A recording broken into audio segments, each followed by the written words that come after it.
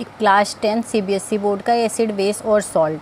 वो सारे बच्चों ने मुझसे बोला था ये पढ़ाने के लिए, क्योंकि उनको टॉपिक तो समझ में आ रहे थे, ऐसे जनरली वो बता पा रहे थे एसिड बेस क्या है, पर उसको वेल आइडेंटिफाई कैसे करना है, जो उससे रिलेटेड रिएक्शन थे वो उसको कर नहीं पा रहे थे।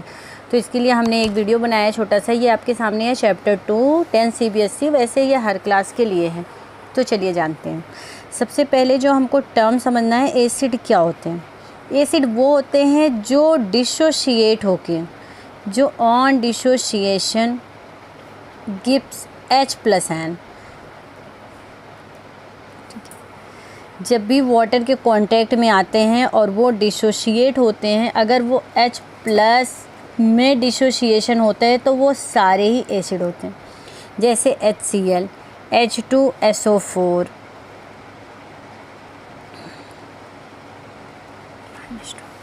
एल्कली के केस में क्या होता है, वो हाइड्रोक्साइड आयन देते हैं। अगर वो हाइड्रोक्साइड आयन में डिसोशिएट होते हैं तो वो एल्कली होते हैं। अच्छा, इसके लिए ये नहीं है, ऐसा नहीं कि C2H5OH है तो ये भी एल्कली। एल्कली मतलब होता है जो मेटल से अटैच्ड हो, मेटल्स, हाइड्रोक्साइड और ऑक्साइड, और कॉल्ड एज बेस।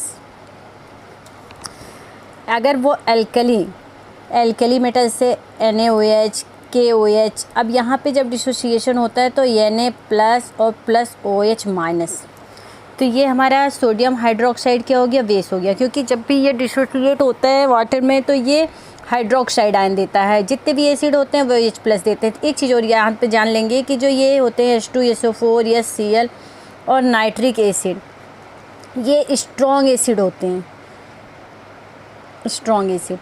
और H2CO3 जो कार्बोनिक एसिड होता है, ये वीक एसिड होता है, क्योंकि ये हो गया वीक एसिड। ठीक है, ऐसे यहाँ पे है जो एल्कली मेटल्स के बेस होते हैं वो स्ट्रॉन्ग होते हैं, जबकि जो जैसे फेरस हाइड्रोक्साइड हो गया, अब ये क्या होते हैं, वीक होते हैं। जबकि सोडियम हाइड्रोक्साइड और पोटेशियम हाइड्रोक्साइड स्ट्रॉन्ग होते हैं। कभी कभी क्वेश्चन पूछा जाता है नेचर ऑफ कंपाउंड्स या नेचर ऑफ सॉल्यूशन। जैसे आपको दे दिया गया सोडियम कार्बोनेट, अब पूछा जाएगा इसका जो सॉल्यूशन होता है अब उसका नेचर एसिडिक होगा कि बेसिक होगा। या हमको दे दिया गया मान लीजिए Fe2O3, ऐसे भी दे देते हैं FeCl3। अगर आपको दे दिया गया FeCl3 और इनका नेचर बताइए इनका, तो चलिए देखिए, सॉल्यूशन की बात कर रहे हैं तो वाटर में डिजॉल्व करेंगे। अभी हम बैलेंस नहीं करते हैं, बस इतना समझते हैं कि वाटर में H+ होता है, OH- होता है। H+, अब OH तो सोडियम के साथ आएगा तो यहाँ पे बनता है 2NaOH, और प्लस कौन सा एसिड बन सकता है, कार्बोनिक एसिड। अब देखो ये बना स्ट्रॉन्ग बेस और वीक एसिड। ये फिर Cl3 की बात करेंगे, जब ये वाटर के साथ होगा तो ये बनाता है HCl और प्लस FeOH थ्राइस। यहाँ पे स्ट्रॉन्ग एसिड बना। अब नेचर देखते हैं। फर्स्ट वाले में स्ट्रॉन्ग बेस का फॉर्मेशन होता है सोल्यूशन में, इसलिए इस सोल्यूशन का नेचर बेसिक होगा। कैसा होगा, बेसिक सोल्यूशन होगा, मतलब ये बेस जैसा बिहेव करेगा। और जबकि FeCl3 का सोल्यूशन एसिडिक होगा, क्योंकि इसमें स्ट्रॉन्ग एसिड का फॉर्मेशन होता है। यहाँ तक बातें क्लियर हुई हो तो आगे बढ़ते हैं।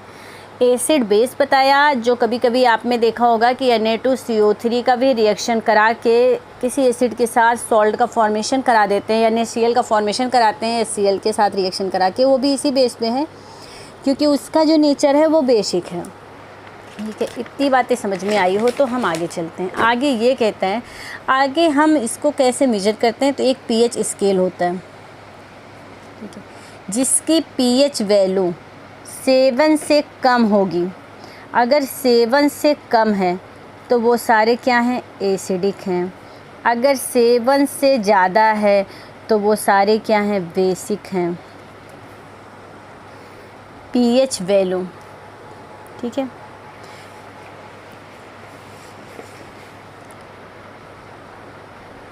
यहाँ तक आइए, नोट कर लीजिए। उसके बाद एक लिटमस पेपर का टेस्ट करते हैं। लिटमस सॉल्यूशन पे ही देखते हैं। लिटमस सॉल्यूशन क्या होता है, वो एक पर्पल डाई होता है जिसको हम लाइकेन से फॉर्म करते हैं। किससे फॉर्म करते हैं, लाइकेन से फॉर्म करते हैं। एक्चुअली ये प्लांट से बिलोंग्स करता है।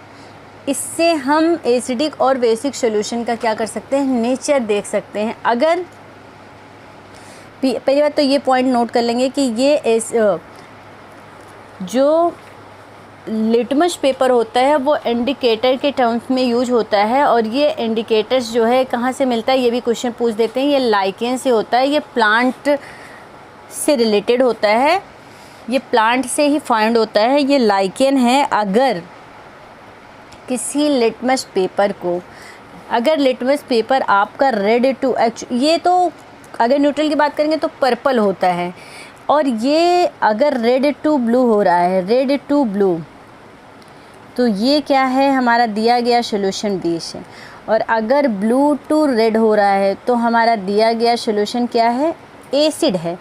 रेड टू ब्लू हो रहा है तो बेस है, और अगर ब्लू टू रेड हो रहा है तो सोल्यूशन कैसा है, एसिडिक। एक और है बहुत इंपॉर्टेंट है, बार बार पूछा जाता है, फिनोल्फथलीन, वो आप में है फिनोल्फथलीन।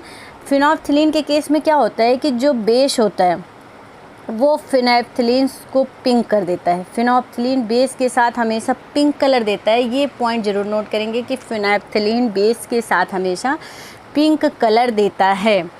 और आपके उसमें पूछा गया है कि उसमें कुछ चीज़ें दे देंगे कि लेमन जूस, मिल्क, ब्लड, इनका सबका पीएच वैल्यू क्या होगा, तो यहाँ पे हमने नोट कर दिया है आपकी बुक में, आप इसको देख लीजिए, आप इसको अच्छे से कर लीजिए कि पीएच वैल्यू सलाइवा का 7.4 होने का मतलब हो गया कि क्या है, बेसिक। अच्छा हाँ, बिफोर मील और आफ्टर मील, तो ये पॉइंट बिल्कुल इम्पॉर्टेंट है। बिफोर मील आफ्टर मील क्या होगा, इतने जब आप ये चीज़ें जान लेंगे कि एसिड बेस क्या होता है और वो प्रोसेस क्या होती है, कैसे हम जानेंगे कि कोई कंपाउंड दिया है उसका नेचर क्या है, उसकी पीएच वैल्यू क्या है, फिर उसके बाद हम लोग आपकी उसमें आगे बढ़ेंगे। एक और इम्पॉर्टेंट प्रोसेस है कि एसिड और बेस, इसको न्यूट्रलाइजेशन भी बोलते हैं। एसिड बेस जब भी रिएक्शन करेगा हमेशा सॉल्ट और वाटर का फॉर्मेशन होगा, सॉल्ट और वाटर। कोई भी, जैसे कोई भी बेस ले लीजिए, सोडियम हाइड्रोक्साइड हो गया, और ये एसिड हो गया हमारा हाइड्रोक्लोरिक एसिड, और ये टर्न्स गिव कौन सा सॉल्ट देगा, अगर हमने वाटर निकाल दिया तो ये बना हमारा सोडियम क्लोराइड। कभी भी ये भी एक प्रॉपर्टी हो गई, एसिड में भी आप लिख सकते हैं, एक ये भी लिख सकते हैं कि एसिड हमेशा बेस से रिएक्शन करके सॉल्ट और वाटर का फॉर्मेशन करता है, बेस हमेशा एसिड से रिएक्शन करके सॉल्ट और वाटर का फॉर्मेशन करता है। ये प्रोसेस न्यूट्रलाइजेशन कहलाता है। ठीक है, इसकी आगे का पार्ट हम अगले वीडियो में डालेंगे।